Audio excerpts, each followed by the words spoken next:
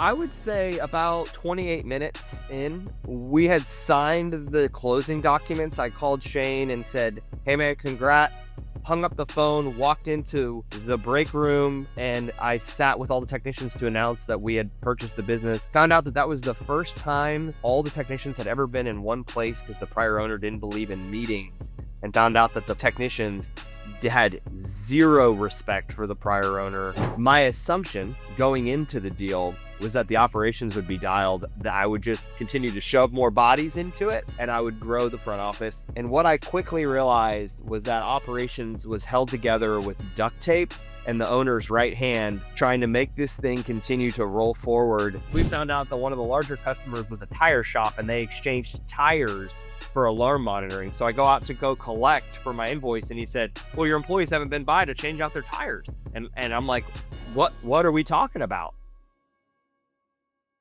Welcome to Lords of Lending. Today is not a panel. Today is not a case study. This is a war room. Lords of Lending is where capital gets weaponized, structure gets sharpened, and deals get dissected before they blow up in your hands. Today we're gathered around what we'll call a round table, and it's not just of voices, but it's really tacticians. Each one of the people here today holds a seat because I really believe that we've earned it. We've each helped hundreds of entrepreneurs scale, or we've scaled ourselves. We've cleaned up the messes, we've restructured disasters, and we've seen firsthand what happens when strategy meets friction in the real world. Today's war map is scaling through acquisition. So, one of our fellow lords that we brought on today, that's a real special person, somebody that I've done business with before in the past, we're going to call him the Vanguard. He's deep in the field of alarm services. Is that right, Colin? Yep, you got it. Services, right? So he's not thinking about acquisition theory. He's closing deals and integrating chaos and building systems in the middle of the storm. So his name, as you've heard it already, is Collin Trimble. And today we're not here to celebrate just him, but we're here to join him on the battlefield of scale. Let me introduce to you today the round table. So myself is taking on the persona of what you would call the alchemist, the lord of execution and strategy. I'm a banker, a builder, and a post-close strategist. So my seat exists for one reason, and because I've helped operators take the theory and turn it into operating systems. I've walked with buyers who were one invoice away from collapse and helped them turn chaos into command. So when scale hurts, and it definitely does, I show them where the levers are and what happens if they don't pull them. Next at the table is Brian Congelier. His mighty persona is the magistrate, or the lord of structure and governance. He is an attorney, and we excuse him for that, but also an SBA originator and a deal mechanic. So Brian is the guy who closes your deal and makes sure it doesn't eat you alive afterwards. He's the voice in the room that asks, what happens if the seller disappears, or what happens if the sellers don't transfer? If the structure isn't right, scale is just a slow failure, and Brian doesn't let that happen. Next is Stephanie Dunn. So she is the mighty leader, we'll call her, the Oracle. She's the Lord of Vision and Capital Strategy, the president, really the financial architect that I really think helps build the big vision of everything. She sees the whole board. She doesn't just help people get funded, she helps them build capital stacks that can take a punch and keep growing. So she's guided acquirers through explosive growth and also near collapse. And we've been in the same room as she's tried to help them overcome those nuclear bombs that just go off and really can't shut you down. She always brings the long game into the room, even when the rooms are on fire. And last but definitely not least is the mighty Collin Trimble, brought up before. He is the Lord of Applied Acquisition, an operator, a founder, a 5-time Emmy Award-winning acquirer of businesses. So he's not really talking theory today. He's building in real time, and these acquisitions. It is 5 acquisitions, right, Colin? I've got the count Yep. right. Okay, Yep. 5 acquisitions deep in the alarm and security space, and scaling not because it's just easy, but really he's really chose a hard path, and with his partner, Stephen Ullman, who we'll speak to in future episodes, have really built an empire and continuing to leverage and grow that empire. So today's episode really matters because entrepreneurs everywhere are being told to scale or die. They're being sold on growth through acquisition and on SBA leverage. It's just a lot of the tools that we tend to use. on roll-ups and RMR, recurring monthly revenue. But nobody's really talking about what breaks, what gets missed, and what gets ignored until it costs really everything. And so that's why we're here. So each segment in today's discussion comes from briefing, the briefing that Collin received, and we're going to go through it line by line. What failed, what got rebuilt, what strategy made it work. And so today it really isn't just a theory; it's a practice. So put your chair in. Let's get this war room open, and we're going to get right into it. Before we do, Collin the Mighty, give me a little brief rundown of yourself and where you came from, maybe how you and I met and where you're at today. Yeah, absolutely. Thanks. Yeah, thanks for having me. Excited to be here. I'll give you a quick background on myself. I started, like many good Houstonians in the oil and gas industry, as a financial analyst out of A&M. I realized that I probably shouldn't have been a financial analyst because I was up walking around talking to people so much. So they're like, "Hey, you need to be behind this spreadsheet and not talking to people." So they moved me into sales. I loved it. It was a lot of fun, but I really wanted something a little bit more high paced. So I ended up moving into the SaaS world in the physical security industry. So I was a manufacturer's rep, started at the very bottom, worked my way up to being a sales manager, met a ton of owners. And this is where my love for RMR and for the security industry came. I was working with these independent owners who had started as technicians, and they had 30-year careers, and they were exiting successful businesses on multiples of RMR that I just could not believe. And in my, mid to late 20s, I thought to myself, dang, that would be a dream. I would love to do that. I feel like I could do some of that myself. So I kind of pocketed that away, ended up moving on, finished my graduate degree, and ended up moving on to Salesforce, where I was enterprise sales at Salesforce. And while I was there, I had many of these historical customers of mine from my security days ask me to be their VP of sales. And I said, well, instead of that, why don't you let me do some consulting with you? Hmm. So I started a revenue consulting shop and helped, a couple dozen of these security businesses build their organic growth strategy. How can they scale, have the first salesperson pay for the next salesperson, and create predictable revenue, for lack of better words? And so I did that. And at some point, my business partner Steven, who Steven and I have been friends since college. We were in the same Bible study together at Texas A&M, so we've been friends for decades.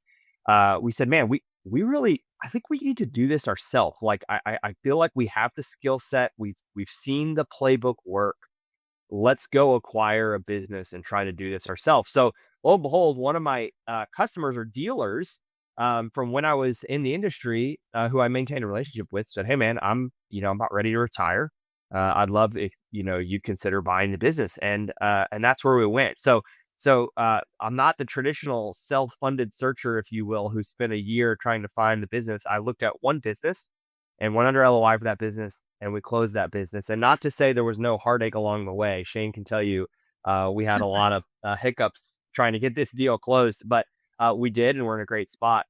Shane, actually, you were a connection through Steven. You and I met from my business partner, Steven, and we got connected. And again, we didn't shop around. We had one call with Shane. We're like, man, this guy actually does know what he's talking about. And your strong suit is definitely figuring out, like, being a problem solver, not letting no be the thing that hits our brakes. We're like, hey, no is just, a place for us to solve a problem. And so we had many of those situations where we'd get thrown a problem and we'd be on the phone with Shane and say, okay, man, how are we gonna solution this thing so that it doesn't look as bad as it might actually be? And so yeah, that's just a quick background on me. I vividly remember sitting where I went to go shopping for countertops with my wife and had to step outside and talk with you guys for about 35, 40 minutes trying to resolve just something coming up in the middle of underwriting, trying to figure out how the hell we were gonna value the book that you were buying and how Yep, that was your initial business, right? Your flagship, Alarm yep, Masters. that's That was right. the first product, and so we did an Yep, SBA loan trying to get that to convert, but there's nothing fun about going through the SBA loan process. Too many weird little stuff. nuances they kick up just make our life a living hell, and I'm sure Brian and Steph can obviously speak to that, but no, that's great. I appreciate the background on that, Colin.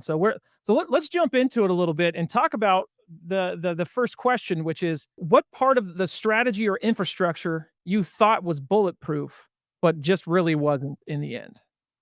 So thinking about to that initial business buy.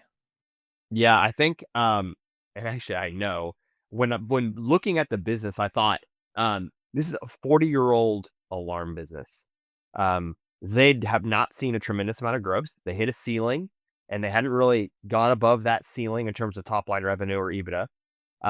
Getting involved in the business seemed like there was a lot of inefficiencies from an administrative front office perspective, and there was zero, or I would say negative, go to market strategy or sales and marketing effort. So in my brain, my assumption was front office, sales, marketing, those things need to be fixed. But what's the one thing that I don't really know that well and is probably working just fine? And that's operations. I thought, man, going in, it's a 40-year-old business. How are you going to stick around in this industry for 40 years if you don't have your operations dialed in? And when I mean operations, I mean the actual turning screws, wiring panels, doing all of the things that are required to execute on the job. My assumption going into the deal was that the operations would be dialed, that I would just continue to shove more bodies into it and I would grow the front office. And what I quickly realized was that operations was held together with duct tape and the owner's right hand trying to make this thing continue to roll forward. And it was no joke. We got slapped in the face. I couldn't even pay attention to the front office or sales for months, probably 6 to 9 months, because we had so much to fix on the operation side. So anyone that's looking at acquiring a deal, do not undervalue the any department. You need to dig in. Even if it looks good on the outside, you should really dig in and figure out what is your contingency plan. Because I'm not a technical guy. I'm not the guy that knows how to wire up the panels and do all the door readers. That's not what I do. And so that was something that could have been a major risk, and I would advise any buyer to take a look at that. Interesting. Okay. So so how long did it take? Like, how many days were you into this before like kind of the alarm went off? I'm sure you were stoked as hell. You get to the signing table, here are the keys. You go in and you kind of lift the skirt on the business and see, what the hell did I just do? Yeah, I would say about 28 minutes in, we had signed the closing documents. I called Shane and said, "Hey man, congrats." Hung up the phone, walked into the break room, and I sat with all the technicians to announce that we had purchased the business. Found out that that was the first time all the technicians had ever been in one place because the prior owner didn't believe in meetings, and found out that the technicians had zero respect for the prior owner, and were pretty had a lot of frustration. There were some people kind of halfway out the door, a lot of people kind of doing half the job and not really working very hard. We had a lot of crazy stuff going on. We had some people that had uh, lied about some of their hiring documents and their background check. I mean, just all of it. Like, got into it, and this is day one. I mean, like day one. Not only that, on day one, I'm not even kidding. One technician didn't show up because he was on an emergency call. We get a phone call from him. He walked out to his technician, to his truck, and the truck had been broken into, and $3,000 worth of tools had been stolen. This was my first 60 minutes owning a small business. Oh my gosh. You know Yeah, what? That is Uh, that I would probably say that's like the norm. yeah, Buying a yeah. small business. Yeah, in every industry. And you know what's interesting is I don't know if you could have prepared because when you're Mm-mm. in a situation when you're buying someone else's business, they don't give you access until you own it. that's right. And so it's like a catch-22. You can't, see really what's going on under the hood until you actually own the place, and then after you own the place, you realize, "Oh, wow, I wasn't prepared," or, "I didn't prepare the staff for this," or, "I didn't prepare whoever else I needed to bring in. I didn't know what I was gonna need to walk in through the door."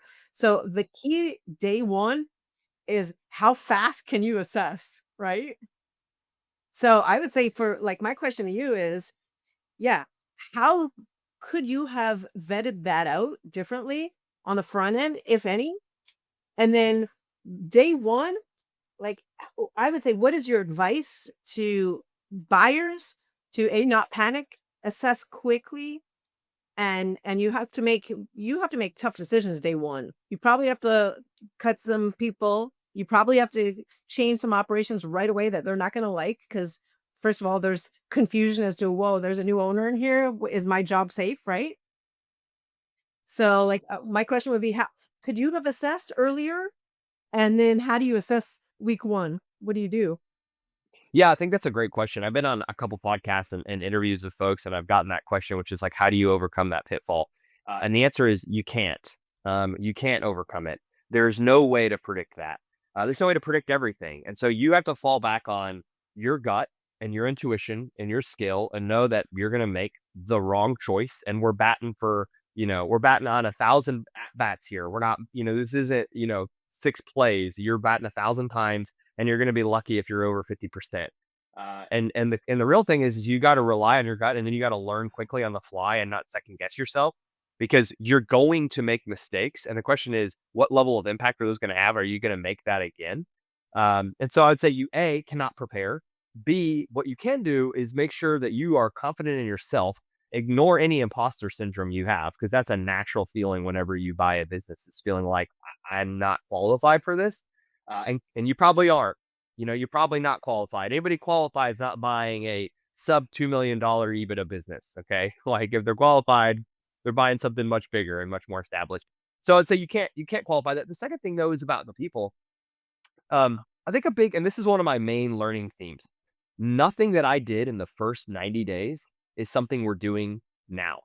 No change that I implemented, no software that I rolled out, no process or SOP that I wrote is still being used today. The Why one is that? thing that is, because you don't know. You don't know what you have no idea what you don't know. And I'll tell you, the one thing that is still being used is my respect and desire to treat my employees with a lot of care and a lot of integrity. And that's being continued to be used, but nothing I did in the first 90 days is being used. And I'll say this to you. The best thing you can do is pretend like you're an employee for 90 days. And what would an employee do in their first 90 days? They would listen, they would ask a tremendous amount of questions, and they would be the hardest working person in the room. If you can do those 3 things, you're going to get scaled way faster. I wanted to implement a bunch of stuff. I was chomping at the bit to go and roll out all my SOPs and my playbooks and do all the things. They glazed over. They don't know what SOP. They don't know what that is. Like you got to earn the right to instill change. It doesn't even matter if you want to replace bodies, because you've got to earn that right with your existing employees. Whether or not you're going to keep those employees or not, they are the engine of the business. So you have to and create the trust and the respect with the employees in those first 90 days. So I would just advise anybody, that's listening to this, to just, hey, be the best employee you can be for 90 days. You're going to have to make some non-employee decisions. They're probably going to be wrong 50% of the time. And that's just part of the expectation. Yeah. I think that's great advice. That is great advice, because all of us on this call here, we're all, high performers. We want to get in and fix stuff, right? So I think that is great advice to harness that and just wait a bit. If you can, wait as long as you can. And I would say 90 days is probably a good rule of thumb. Wait 90 days. Just listen, assess, learn, get to know people, earn trust, and vice versa, right? And then implement change. I think that's great advice. That's probably a good nugget, guys, that we could use on an ongoing basis as a soundbite. Yeah. Well, Hey, the one key I just picked up on is like something I need to take more personally is, hey, Shane, shut up. I was thinking the exact same thing. Everyone's thinking the exact same. We in think my that head. daily. Yes, Shane.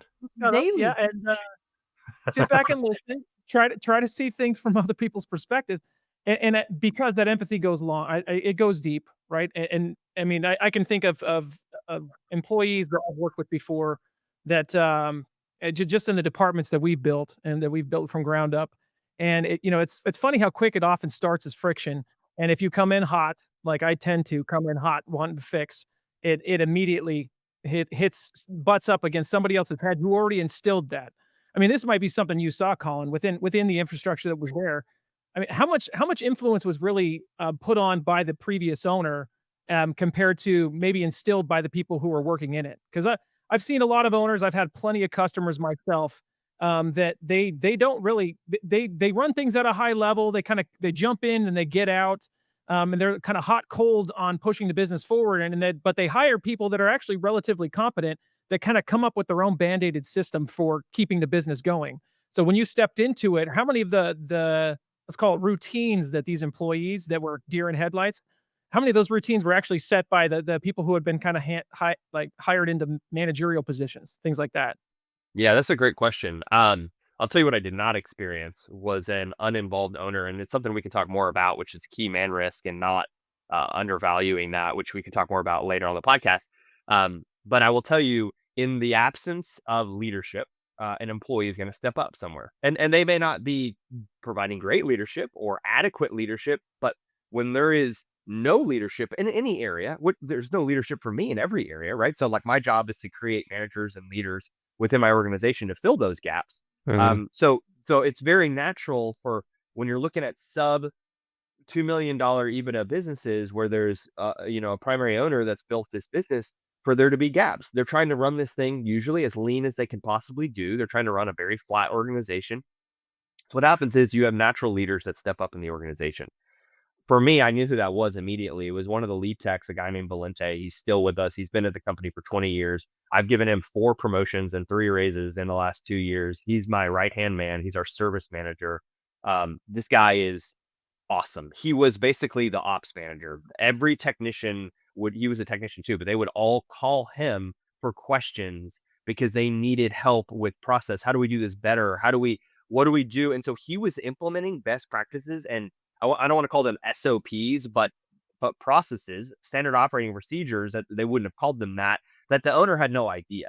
Because he just wasn't, he was trying to run the business. So he wasn't cued in on every little detail. And so this particular employee was saying, hey, every time you go out, I want you to do these 5. I want you to talk to the customer. I want you to address. I want you to clean your shoes. I want you to test. I want you to verify. And I want you to, he had this whole thing. And every new technician came in and they all knew that about him. And what was just a massive blessing for us was when we moved in, we quickly identified his leadership. We moved him in. He was a natural fit. The guys respected him. They were excited that we did that. They wanted him to be the supervisor. That does not happen. When you try to find somebody, one of 2 things is going to happen generally. You're either going to have to hire externally and there's no respect or trust built, or you're going to promote somebody internal and you are taking a shot in the dark that person is the right person for the job. And many times make the wrong decision. I'm first amongst. I made the wrong internal hires or promotions rather. And in this case, it worked out great. So this particular employee was doing leadership, creating SOPs and processes in the absence of having that leadership already there. How can you? So one question that came to my mind as you were saying that is, for someone who is, and so often we deal with business owners, right? They're reviewing lots of different businesses.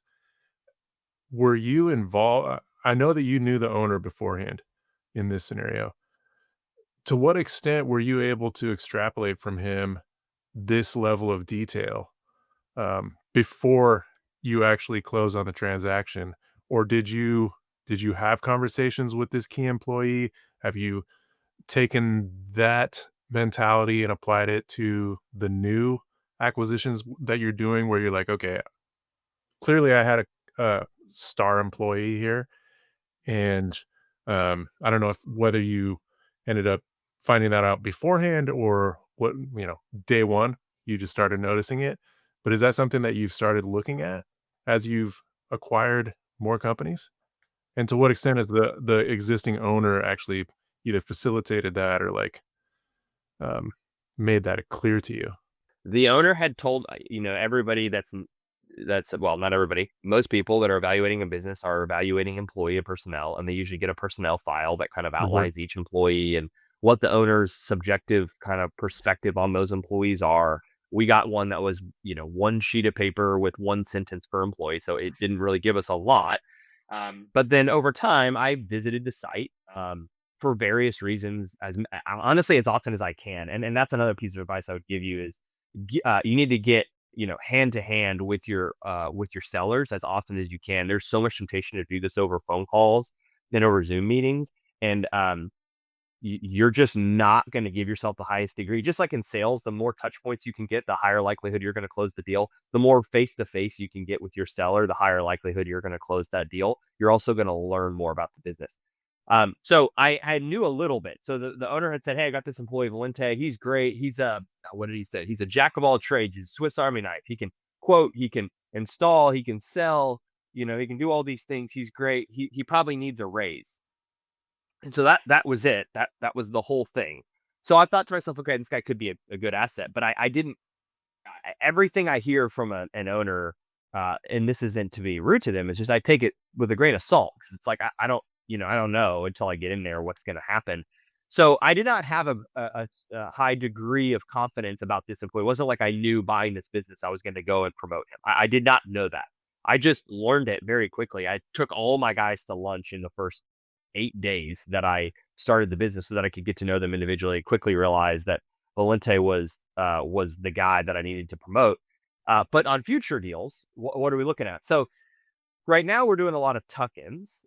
So what that means is we already have the infrastructure. We're layering businesses into ours, integrating them in. We are keeping some personnel, but we're not generally putting them in management positions. They're generally first line employees, sales technicians, administrative staff. Gotcha. But we are evaluating, and we're actually evaluating 2 separate platform deals in Dallas, which is about 4 hours north of Houston. And that is absolutely the number one thing we're looking at is talk to me about your employees. Talk to me about your employees. Help me understand who are the key, the key employees that are in your business. How long have they been there? We want to interview those employees or have some degree of information about those employees at the beginning. Most business owners are going to be very, very hesitant to letting you have any interaction with their employees. So that means a lot of conversation with that manager. And if you're buying I'm buying a platform, but I already own a platform. So I kind of have the questions to ask now, but a lot of it just has to do with roles and responsibilities and understanding, like pressure testing their theory of why that employee is so good. Yeah. And yeah, we absolutely are looking at that. If you're buying a platform, meaning like a standalone business that you don't plan to roll in, that employee stack is critically important. And did you have to I'll just follow up with this. Did you have to contract in or include that in your contracts or in your LOI that, hey, seller, I'm going to be going in and getting pretty deep with these employees. So that needs to be something that you're okay with? Or have you seen that sellers are just okay with it if they see that you're serious, you're bringing money to the table, that sort of thing? There's no contract. It's not contracted in. It's not in the LOI. Not that I've seen in this industry. I'm sure it's possible. I would say most owners would probably be pretty against that. They want to limit the amount of employee interaction you have. Right. So, a lot of it starts with the individual owner. Sometimes you can go to the office and get to know people. They introduce you as a consultant or a whatever finance or whatever. I don't think I've ever been a part of a deal. One deal that I've done where they said we're selling this business, but what was happening is the guy had 2 sides of his business. He was selling off one side. He wasn't actually letting any employees go. So he was okay letting those employees know that he was selling off that side. Out. In that one case, I had a lot of time with 2 key technicians that I ended up hiring. One of them I ended up promoting to a project supervisor within our now core business. But I will say from my own experience, very rarely do you get to have a deep conversation with the existing employees. And that's just part of the deal. I mean, it's just, it's just uncommon. Not always, but it's pretty uncommon. Yeah. Oh, interesting thing. And I think that this is part of the pain that comes along with acquisitions. When I think of a more like a little bit larger company, Amazon going to buy Whole Foods, for instance. Do you know that story of kind of what went down like internally at Whole Foods? So essentially Amazon bought Whole Foods as we know today. I don't know if you knew the Whole Foods before Amazon bought it, but it's my sister literally had a name for the people that work there, calling them granolas, and we got dreadlock people wearing flip flops and everything else. And there was a culture, there was this idea of operation and something that made Whole Foods what it was, even at the scale that it had grown to at that point to even be of interest to Amazon. So you have somebody come in that has a completely different philosophy on how to operate, how inventory is managed, that took over, and there was just like upheaval within the people that work there, just like this pain, this friction that kind of comes along with that transition that nobody could see. They just see this big amorphous blob of a business coming into they're getting absorbed into, and they lose kind of that internal culture. And so I think specifically, in hearing what you talked about with Alarm Masters, and I'm interested to see once you move to the next couple companies that you picked up. I know some of them were more of a book of business, but did you bring employees with every single step? Like every deal we've done so far. No, all but one of them we brought employees. Got it. So, I mean, so what and what was the like the most difficult or hardest team like cultural molding? Because like I've heard you specifically say that you were targeting people that were um are targeting companies that are more like these mom and pop family type places that are solid businesses and not the larger scaled ones that already have their own infrastructure, but those that you think could mold and kind of fit the family operated business that I think Alarm Masters is really pitching like a good infrastructure built one. What was that biggest cultural like shift and challenge that you ran into? So when you're asking about cultural shift, you mean what is a cultural shift since I bought other businesses and brought those employees into my business and how that went? Yeah, like that's the round 2, round 3 acquisition and Yeah. trying to get those those that business element of the second and third business to actually start to fit with yours, because that's like that I call it the Whole Food Amazon, like, headbutt. 2 completely different ways of operating that now all of a sudden have to start doing the same thing. Yeah, so I would answer that with two things. The first thing is I let my employees and my culture speak for myself. And so I have developed a culture of trust and respect and excitement and empathy. And that's not um that wasn't like a false like you read these leadership and entrepreneur books and it's like you need to lead with empathy and it's like yo if you if that's not a natural movement for you, your employees are going to see straight through it. So like if you don't naturally have some level of empathy, um, you're gonna have to have some other value or culture that you're standing on because you're gonna struggle and your employees are gonna see through it. And so, luckily, I was at a stage in my life and have a strength of just caring about people. You know what I mean? And so that was a natural thing for me was to care about my employees. There was already a lot of times in these family run businesses. Um, it's just tough, like, there's just not any culture, and it feels almost like a dysfunctional family and less like a business, and so whenever you're creating structure and you're layering empathy on top, employees are that makes them comfortable. They thrive when they know that what is expected of them. If they're operating in an environment where they don't know what's expected of them, all they know is when they do something and they get yelled at, that was not the right thing, but they don't know what it was that wasn't right. So then they operate out of fear and then they don't perform well. And so I created structure and empathy. And so anytime I brought employees in, I don't convince them of anything. I just say, hey, speak to my other employees. Like just have a conversation with them. Anybody, front office, back office. I've not had a single employee resign from my business. I've had employees I've had to let go. I've had some employees retire. I've not had anybody like quit because they didn't enjoy working with me or in my business. The second thing that I think is really important is, um, in this industry. So again, I'm not a security company buying an HVAC business. I'm a security business buying security businesses. So employees are attracted to growth. They're not attracted to downward trending businesses. So they're either attracted to a company that's going up or they think potentially could be going up because that feels comfortable and secure when they're evaluating who they can work for. We are growing rapidly. And so whenever these employees are at businesses that have kind of hit a ceiling and there's no structure and there's no empathy, and they're going to a place where there is structure and there's empathy and they know what's expected of them and that business is growing, they're attracted to that and they want to come over. So I've not had personnel. I've had a ton of integration challenges, but personnel has not been a challenge for us. But again, we haven't done a second platform yet. So we've done, these 5 acquisitions. The only platform we purchased was Alarm Masters and then layered on 4 additional acquisitions. But we're evaluating additional platforms right now. And so, that might be different and I'm open to learning. I don't have it all figured out, but that's been my experience so far. Stuff that makes me think of some of the things that we've gone through, just in some of the departments we built, and you've even bought a couple businesses on your own. I mean, speak to it, sister. Yeah, that it's interesting because this is really where my passion lies. My passion lies in, we live in such a rapidly advancing technological world, right? But the reality is this: when you're buying businesses, you're buying a group of people that, and you want to instill your purpose and your values to go out and do the best you can do as an organization, right? So when I think of culture, the interesting part is this. A lot of people that I've worked for, culture was just about the company and what the company's values and purpose was, right? But to me, the definition of culture is our people and our client experience.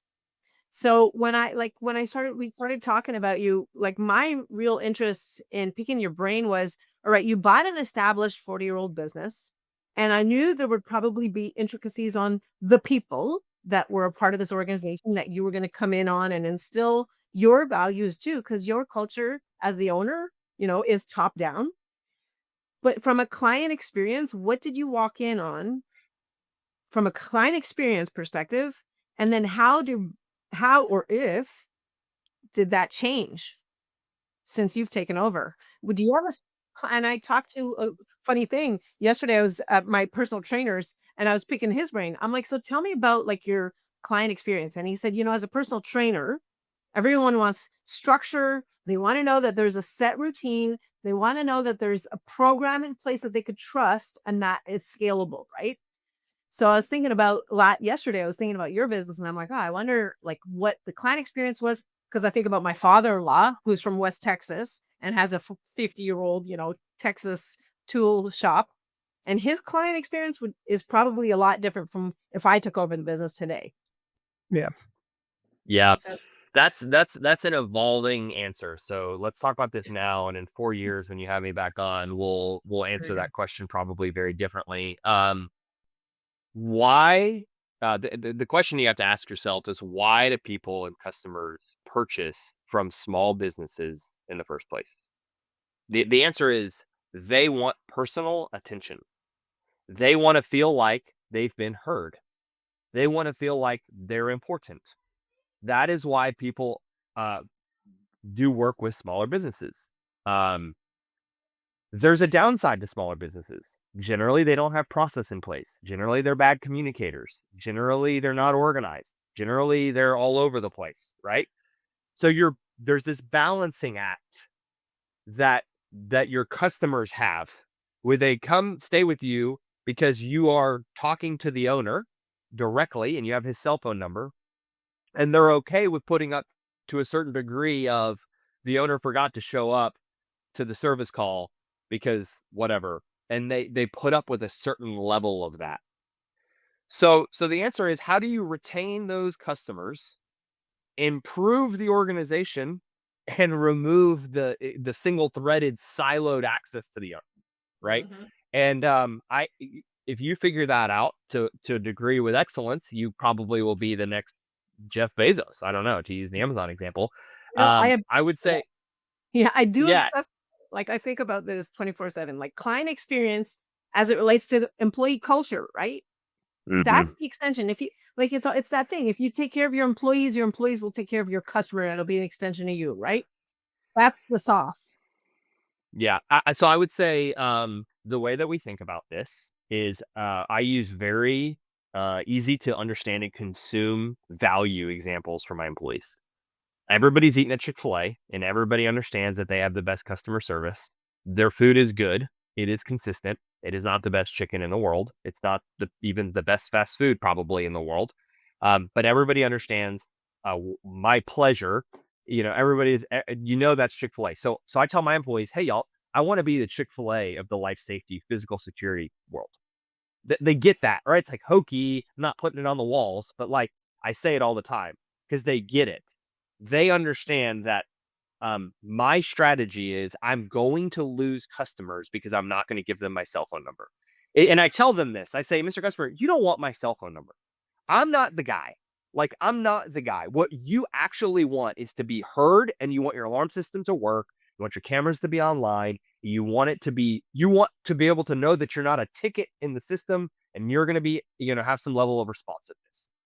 And so that, for the majority of the customers, is fine. And as long as we prove that to them through my employees executing on being the Chick-fil-A of security, we've been able to retain a lot of customers. In fact, we've had industry low attrition.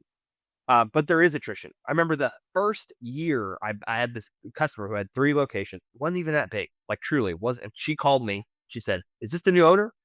It sure is. You should have called me the first day you bought the business. Sorry, I didn't know I needed to do that. And she said, "I need your cell phone right now, because I need to make sure you're going to come here at midnight, just like Brian did. If I have a situation, if there's something going on, you're going to be the guy." And I Wow. just used the same narrative. I said, ma'am, I'm not going to do that. I'll give you my cell phone, but it's turned off after 7 o'clock unless one of my key employees calls me. But we have a process in place, and here's what it looks like, and what's going to happen at midnight. Let's talk about that. If your alarm goes off at midnight, here's what we're going to do. That wasn't enough. It was a kind of a pride, personal connection thing. Um, so she left, and we're like, maybe that's good. And she found out very quickly, 3 months later, before we actually even fully offboarded her, she had already gone through 2 other security companies, and she came back and said, "Hey, I really want to come back. Your employees are really good. So like, can I come back?" And I was like, "Sure." But nothing's changing from what we talked about. Like, I'm still not going to answer my phone for you at midnight. So just as long as you're good with that, I'm good with that. So there is that balancing act. And we've That's lost some great. employees that have not come back. You know what I mean? We've lost some customers who have just said, "Sorry, Brian always did it this way." We had a customer that, this is a fun little nugget. You get in, not all revenue is created equal, folks. Okay. So just know that. And Good and line. and not all payments are created equal, because we found out that one of the larger customers was a tire shop, and they exchanged tires for alarm monitoring. So I go out to go collect for my invoice, and he said, "Well, your employees haven't been by to change out their tires." And Oh, I'm gee. like, "What are we talking about?" And he's like, "Yeah, we exchanged It's tired. yeah." I'm like, Okay, well, that's not gonna work. I'm good on tires. What I need is for you to pay your alarm monitoring bill." So you get crazy stuff like that all the time, where you just have special hookups between the owner and customers. Barter paying customers. Yeah, right. Yeah, Call that no doubt. chasing churn right there. It's a phrase I think of, is that you're doing everything to try to mitigate that, but it's a hands-on process really to have to mitigate the fallout that I think transfers over on that. So that tailors into the RMR aspect of this. And Brian, you and I have talked about recurring monthly revenue on some of the website building and things we've done on the past. And so when it comes to the multiple different customer bases and really like what surprised you the most about that? You use the idea of revenue. That not all revenue is good revenue, and tires are definitely not the revenue that we're looking for. But like, what structural changes have you made to like protect yourself from that on each acquisition, from the first one to the next one? Like what compared to how Alarm Masters went down to, like, let's say round 2 and 3, did you go into that differently on how you might protect so that you've minimized that churn? Yeah, yeah. Number one, you're not smarter than the due diligence providers. Okay. So I don't care if you have an MBA in finance, your due diligence providers are better than you are. Like, if the business is big enough, you need to do a Q of E of some degree, no matter how big the business is. And you don't have to spend $40,000 or $100,000 on a Q of E.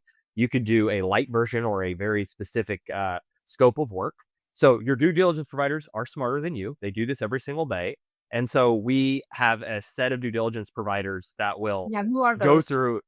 Yeah. Like, to list them off of high level, what would you recommend as due diligence And provider? and for those who don't know, Q of E is quality of earnings. There it is. Yeah. Yeah. Quality of earnings. That's exactly right. We are So, heavy on due, acronyms here. There it is. Okay, yeah. Who yeah. would you say is your key advisory group of due diligence when you're buying a business? So it depends on the size of the business. There's 2 that you never skip on, which in our world, one is what's called a RMR due diligence provider, or RMR auditor, and they're basically looking at. This is kind of getting into the weeds, but they look at all the different accounts that are being monitored, and they pair it up with the vendors that are providing. So, right, we don't do the monitoring station, right? So we have a monitoring station that charges us. We mark up that monitoring, and there's also some other software that's layered in. So they basically take all the software and the vendors, and they take the customers, and they take the contracts, and they take the accounting, and they say, is everything tied? So if I have a customer we're charging RMR for, and I don't see a contract and I don't see monitoring, what are you charging them for? And then it's like, "Oh, shoot, I should have turned that off. That was a canceled customer for 6 months ago." Okay, well, I was just about to spend 35x for every dollar of theirs. You know, so one is quality of earnings from an RMR perspective, or RMR due diligence provider. The other is legal, and having the legal vet through the structure of the agreement, looking at things like a lot of times you're buying small businesses and they have loans or liens or both. Um, and they have family members, and they have non-linear paths to equity ownership in terms of who holds the stock in the business and have relinquished that stock. And so you need to be extremely tight on that. You can get protected a little bit from that when you're doing asset sales versus a stock sale, but not always, because they may have a lien. So you have to go through that. You should always be doing a lien search. But that's not always a deal killer, right? So like you could have liens, and sometimes those lien providers are incorrect or not so overreaching that they're applied to the recurring revenue. So legal and RMR due diligence. And then again, if it's big enough, we do a full quality of earnings. And it's basically what I talked about with RMR, but they do it at the entire at the entire revenue level. So they're trying to find the person that pays their RMR bill or their alarm monitoring bill in tires, right? Like they're trying to uncover that. We should have done that for Alarm Masters to some degree. We did none of that. I thought, yeah, I have an MBA in finance. Like, are you kidding me? Like, I can do this. This is not a big deal. And boy, was I wrong. My financial model looks nothing like the 30-day model that I built before. So yeah. Interesting. Brian, this is right up to personality right now. I mean, the idea of like the term latent liability, it comes to mind. And this, when it comes to the trans, like what is hidden in the dark corners of it all? Brian, from your opinion, what can someone do, and what kind of advice have we given to customers before to minimize that? I mean, Collin brought up some great points specifically about the transfer risk and like how you set up between an asset or a stock purchase. But what other things do you know about from your legal background that help to mitigate some of that? I mean, a lot of these transactions. So let me just start with the lowest common denominator. The first thing that I try and tell people is to hire an actual attorney. That's number one. And not just an attorney who's like, oh, you know what, my brother or my cousin is an attorney. It turns out that just like in so many industries, there are specialties within the law. And when you get someone who is a family law attorney, they deal with divorce all day long. They don't necessarily know a ton when it comes to buying real estate or buying a business and those intricacies that Collin just talked about. Like, you don't really learn those things unless you've seen them before. And so many times, I know all three of us, just from a more of a like consulting standpoint, not even from a legal practice standpoint, you have to tell these customers, hey, you need to get these contracts in place. And to some degree, I was thinking, as tough as it is, the SBA process does put in place a lot of that infrastructure, because so many of these small business owners, not necessarily Collin, but a lot of folks that are maybe less sophisticated buyers who don't have the pedigree, the experience, they come into it, they don't even think about a contract. They don't even realize, oh, wait, I should have had an operating agreement. I should have spelled out who owns what and how those shares vest. Are those real shares? Are those shadow shares? I'm literally looking at a deal right now where the owners promised shadow shares to the buyer, and the buyer is going to use that towards their down payment. So those are things that all of those little things that that a lot of business owners just kind of talk about in passing and say, oh yeah, let's do that. A lot of those things they don't realize need to be memorialized in a contract, so that when it comes time to sell or when it comes time to buy, you have something there that can be substantiated on paper for a lender, like in our situation.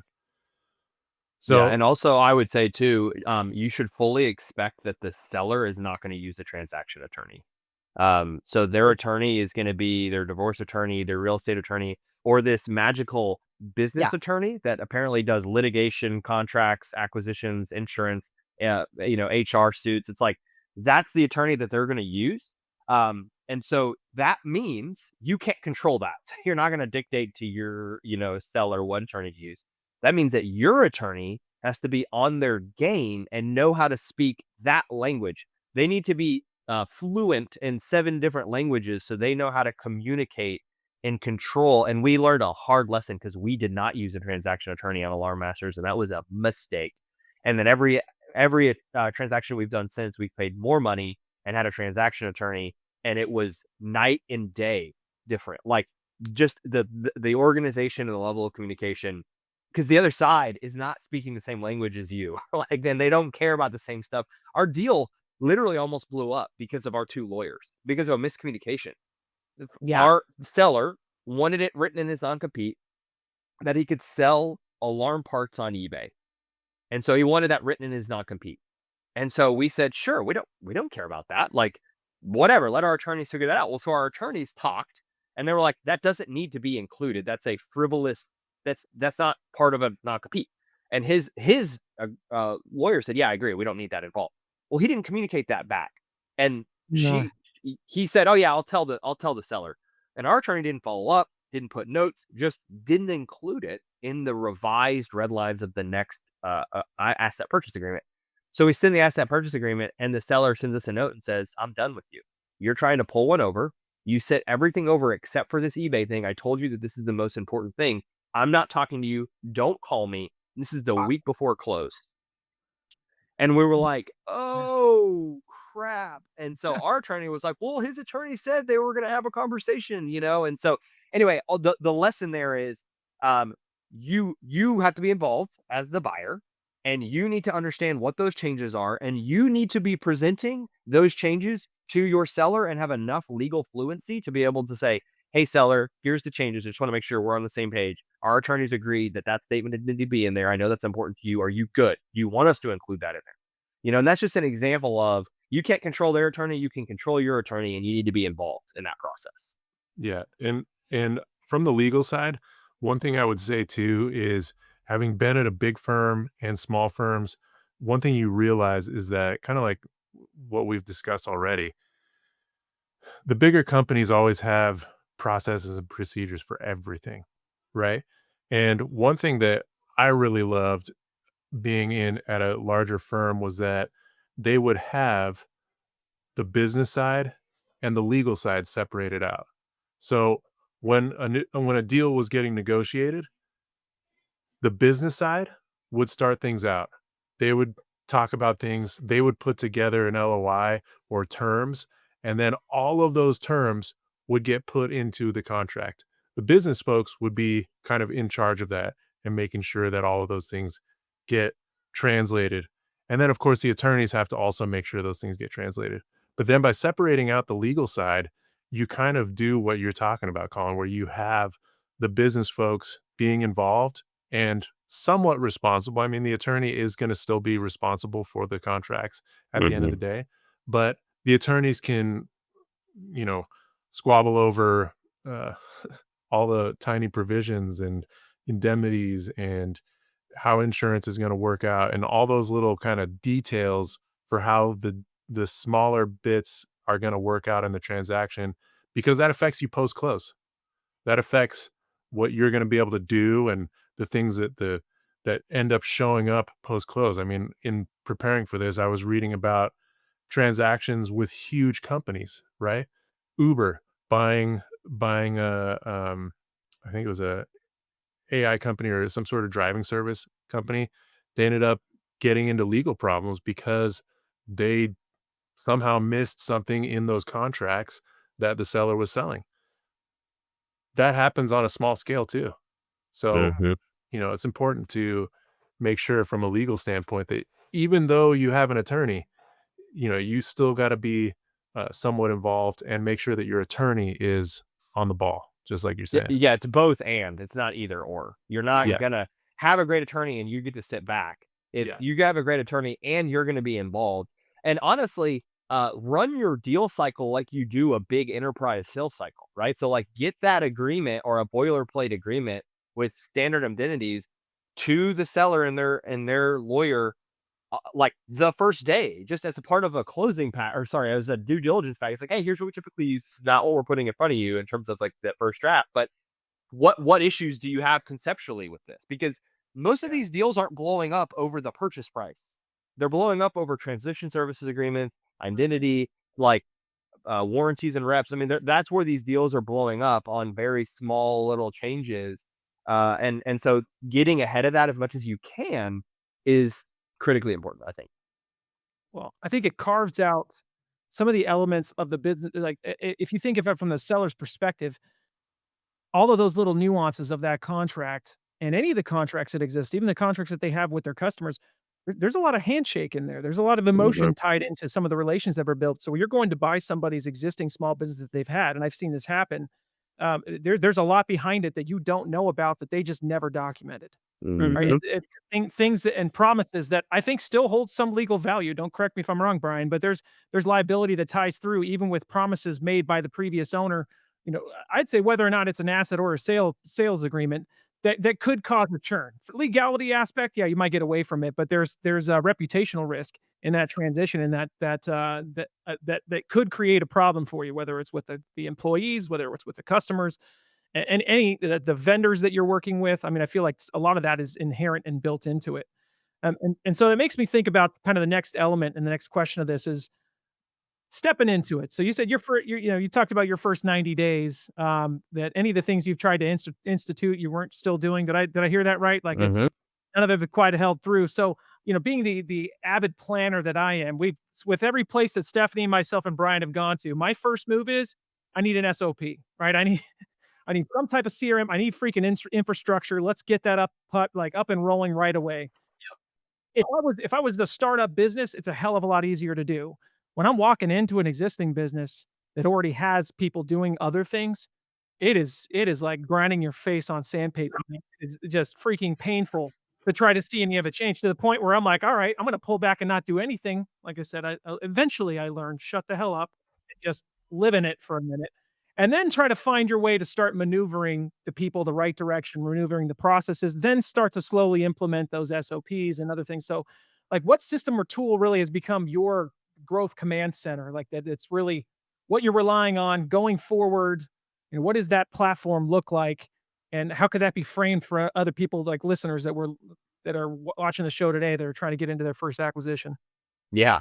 My business partner Steven says that I should get an affiliate deal with Salesforce because I've sold more Salesforce to people since I've left Salesforce than I did when I was there. Awesome. But the reality is every step of my career has led me to being at this point. And the big thing was at Salesforce, they pitched this concept and they didn't claim it. They don't own it, but like they pitch it and they claim it. And it's the customer 360. So understanding every touch point, and in a physical service business, not a SaaS business, there's a lot of touch points between your customers. And so their idea is create one customer platform that has all the things on it. And so I bought into that, and we implemented Salesforce on a business like full stack, that not just CRM, but our ticketing system, our phone system, our billing system, our recurring revenue, our work order system, our project tracking, our sales and opportunities, our quoting, every email, every phone call, every file, every single thing related to the customer is tied to Salesforce. And it's not, we're still to this day, we implemented it over a year ago. We're still filling in information because a lot of it, we just didn't have information. But now what we have is a customer 360. So anyone in my entire business can look today at every single customer and see when their last ticket was, like, did they have a problem? What their outstanding balance was, what the last work order was, what the last part we sold them, all their parts, all their information are listed. No one in my industry has that. And if they do, they're not a sub $100 million business. And so I invested in that, and knew that where we're going is not going to be where we are today. And I'm not going to do this twice. And so we transitioned from there's not a single piece of software that the business had when we purchased that we're still using today. Not a Hmm. single piece of software. A good So we've changeover. totally transitioned everything to cloud for a whole lot of reasons. I could go and write a whole narrative on that. And part of that was Salesforce. And so now my team can scale, and they know, hey, we now have all this access, but we came from this old legacy platform that was so slow. You had to be physically on site to access it. You had no reporting. I couldn't tell you anything about the customer. And so I was immediately walking into the business. I was like, the number one thing I have to do if I'm going to implement the Chick-fil-A of the security industry is I have to understand and have a perspective and a quote POV on my customer, a point of view. And so if I'm going to have a point of view, I've got to have the information, and all the information has to be in a single place. And so we moved everything onto Salesforce. And it was extremely painful. It took 2 times or 3 times longer than we thought it was. And the end product initially wasn't as great as we needed it to be because we didn't have all the information, but we've since have layered on more and more and more. And now we're in a place where it's our secret weapon. I mean, it's awesome. Steph, this sounds familiar. Yeah, man, right? I'm a fan of Salesforce. I've been through multiple company builds and we built on Salesforce. I have drilled that into Shane and Brian's brains for years and years and years. Like that customer 360 is a game changer. Mm-hmm. Well, the full stack, Steph, and this is something else that I think backs up what Colin's saying. Steph, sell us on it again, because you sold it to me 7 years ago, and it's been in my brain. We've never been able to get anywhere we go to just think the same way, but we know that this freaking methodology works. Colin is preaching here the truth. What the hell are we? What are most businesses missing when it comes to this element? Yeah, I think exactly what you just said, Colin. Like you need, whether it's Salesforce or whatever other platform, you need a platform where your employees and your customers all live together in one community so that you, Colin, the owner, has purview over the entire city at all times, 24/7 in the cloud, real time. And that's the only way to do it is you have to have a cloud-based platform like a Salesforce that integrates your entire company inside and out, right? And so it's the clients, the customer 360, but it's also your organizational management. So like you said, expenses, operations, inventory management, people management, it's all there within one platform. I mean, I don't understand how a company in today's environment can operate without that. Yeah, and they do every day. And businesses significantly larger than us do it every day. And Salesforce is not the only one that does it. That's the only one that I know that does it the way that we need it to do. And I was already familiar with the product, so that obviously helped. And I'll just say this: I started thinking, hey, I need this for me, so I can make better decisions. And what I learned is we need this for my employees. My Yeah. employees can now have better interactions with my customers because they have more access. Hey, Mr. Customer, this is the 3rd time you've called us in the last 30 days. I am so sorry you're having these issues. I'm going to go ahead and escalate this to my manager because I can't believe you're having to call us 3 times about the same issue. They're telling the customer that. The customer is not telling us that because we have the access to the information, their call logs, their recorded phones, all that. So, yeah. Look It's at the that. data. The technology and the platform drives that client experience. It's Yep. Yeah. it's beautiful bow around the client experience. Well, and there's an urgency that needs to go into it, and it's not you. I would say you want to execute that as quickly as you can, and urgently as you can, but also as carefully as you can, because there's plenty of opportunities to take on a new layer, a new tool that just can become an expensive tail chasing more than anything else, trying to get the plug to work because you got sold by them so hard on this being the solution to your problem when it just may not be. This is I've seen this it happens at banks. Banks are a perfect idea of, and especially small banks, some of the most archaic, poorly operated business types that are out there. They're stuck on an infrastructure that is 40 to 50 years old. Trying to integrate anything into it has to follow legal and compliance. And it is the worst game of Legos. I mean, I feel like a frustrated toddler trying to jam that flipping cube into the circle, and it's just not going Mhm. in, not going in, not going in, and I can't get the damn cube shaped well enough to fit into that stupid hole because that hole just seems to keep getting more and more constricted. And I think that as a small business owner, and I've heard it from my other customers, technology can have that effect. You're trying to force it in, and I think there's a moment where you can sit back and say, okay, I'm going to slow down. I've got to find a different shape to make fit here, to make this one go, and it's going to take a minute, and it always ends up taking longer than you expect. Every Mhm. dialogue that we have, I mean, within the corporate world or in small business, it's going to take longer than you were expecting, but that shouldn't change your foresight into wanting to make it go faster. That urgency is what's going to help you scale and get to that point of efficiency, I think, sooner. So okay, so to kind of finish this up, this is like the quick fire strategy round. And on what, like, a few of these questions we'll hit up and we'll see who can chime in on it. So the first question is, what would you never do again? So, Colin, that one's kind of form fitted for you. If you went back and had to restart again, what would you never do again? Brian, I think about this one. What legal trick should be a standard for anybody going into this kind of an acquisition and or that's trying to scale their business? Like, what's the standard? And you might have already said it, so you can bring that back up. Steph, what's always your 30-day move when you're walking into that business, right? When you're first stepping in, within that 30-day, what's that playbook look like? The number one most important move we'll go off of. And then you can finish this up on this one, Colin. Like what guides your next 5 acquisitions? So starting out, what would you never do again, having gone around and done this, now 5 times, but looking back, acquisition 6. Yeah, I'm gonna answer that differently if you're buying a platform or buying your first business versus you're doing tuck-ins or acquisitions. So I'll start with, if you're buying your first one, this is so tactical. So I'm sorry, but it's just real. I would never buy a business with as little working capital as we did with Alarm Masters. You need more working capital than you think you do, and then you're gonna double it, and then you should probably double it again. So figure out how to go get that money before you close versus after, because good luck. The SBA doesn't really love it when you go take out. They don't even like credit cards, but anyway. So go get that working capital ahead of time, whether that's equity or additional debt, whatever you have to do. And if you can't, that is a huge red flag, and you should probably not do the deal. Because it is really, really, really, really, really hard to operate a business. And it's even harder when you're having to operate a business on razor thin margins. And also you got to go collect your cash. And it's just a whole bunch of stuff that's really difficult about getting your cash. So I would never buy a business with as little working capital as I did. That's number one.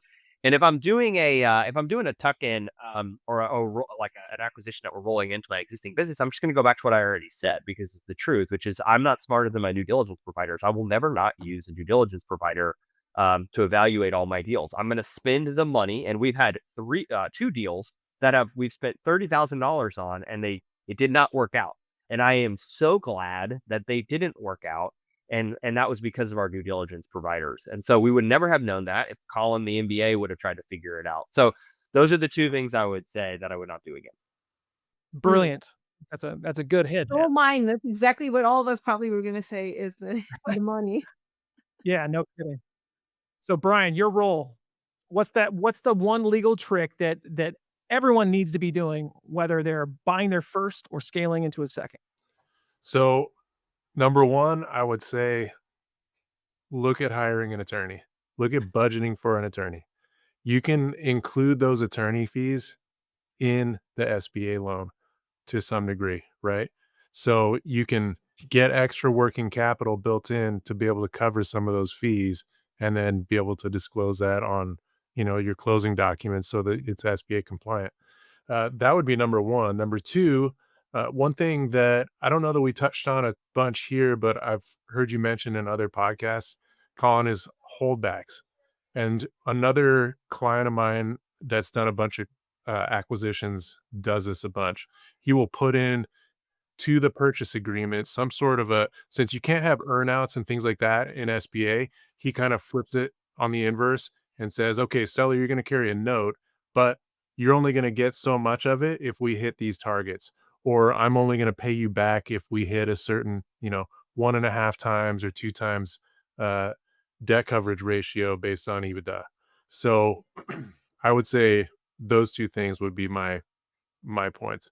And because by doing that, if you're not going to have the seller stay on as a partner or a minority shareholder, there's really no way to hold their feet to the fire. I know, Collin, you had mentioned RMR and experiencing churn with some of that RMR. Like, that's a huge risk.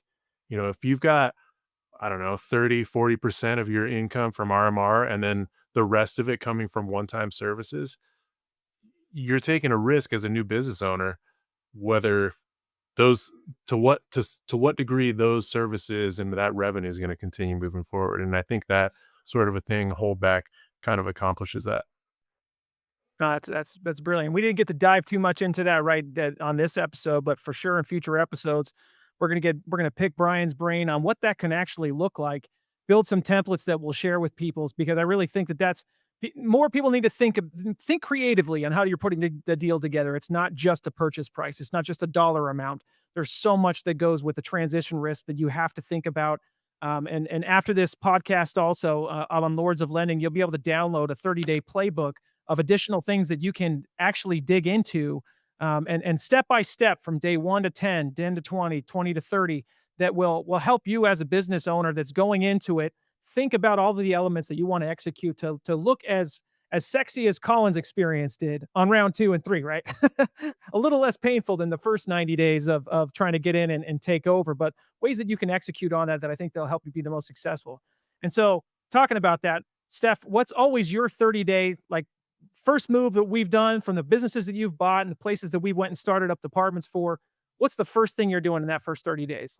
Man, okay. Well, I'm going to say what probably people try to deny. I've bought a lot of different businesses and sold businesses. I've made money and I lost money. And I was in businesses that I knew nothing about. I was I bought a construction company, and I'm a general contractor, and I'm this like little lady here in North Carolina and bought the construction company. I would say this: companies fail for 2 reasons. They grow too fast or they grow too slow.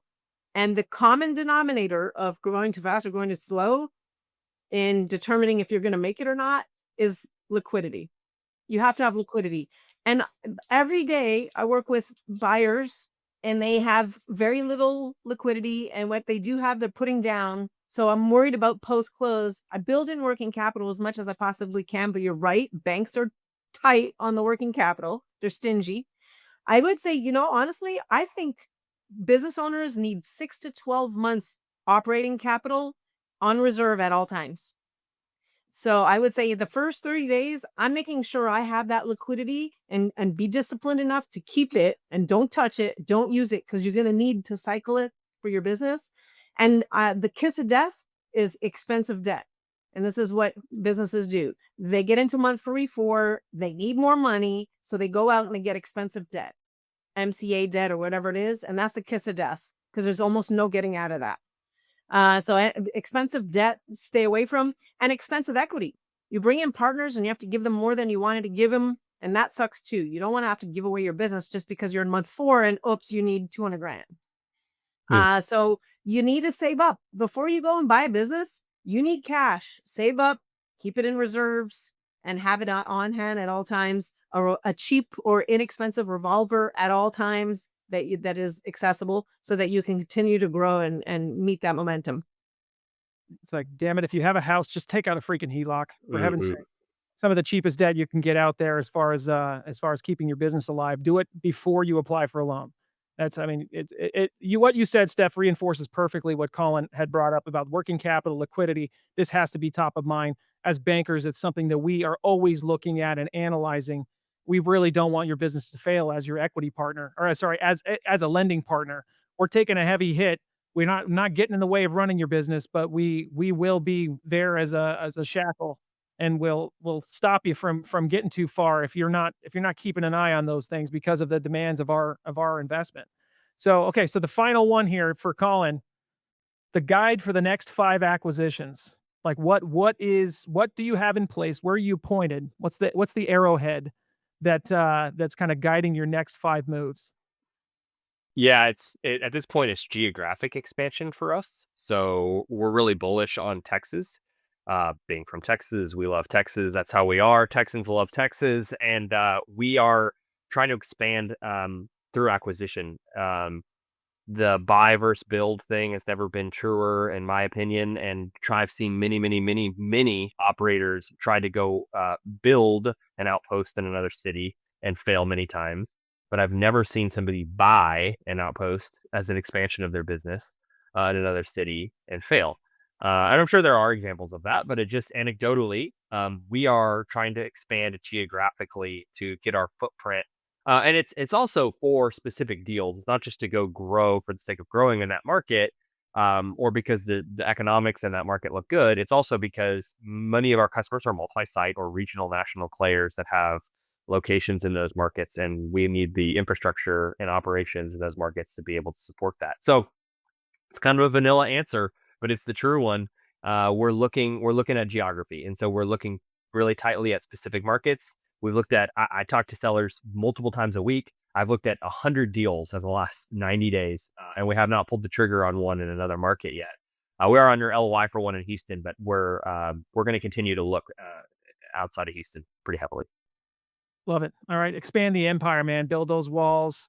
Keep it growing. You've got the tight-knit infrastructure. You got the army underneath you. I think that's how it all comes together. So, Collin, no, we appreciate you coming on the show with us today, giving us some of your mastery, sharing your insights. And so, for anyone listening today, if this episode has hit something deep, by all means, please share it and tag a founder who is in the weeds in their first acquisition. Send them our way. We'd be happy to help. Have them watch and look for some of the solutions that we've actually put down on the table, because I really think there's been some great insight and some great mentorship that will help you to achieve the best that you can, whether you're scaling or even just stepping into your first business. So this is Lords of Lending. We serve the builders. We protect your capital. Thanks for chiming in.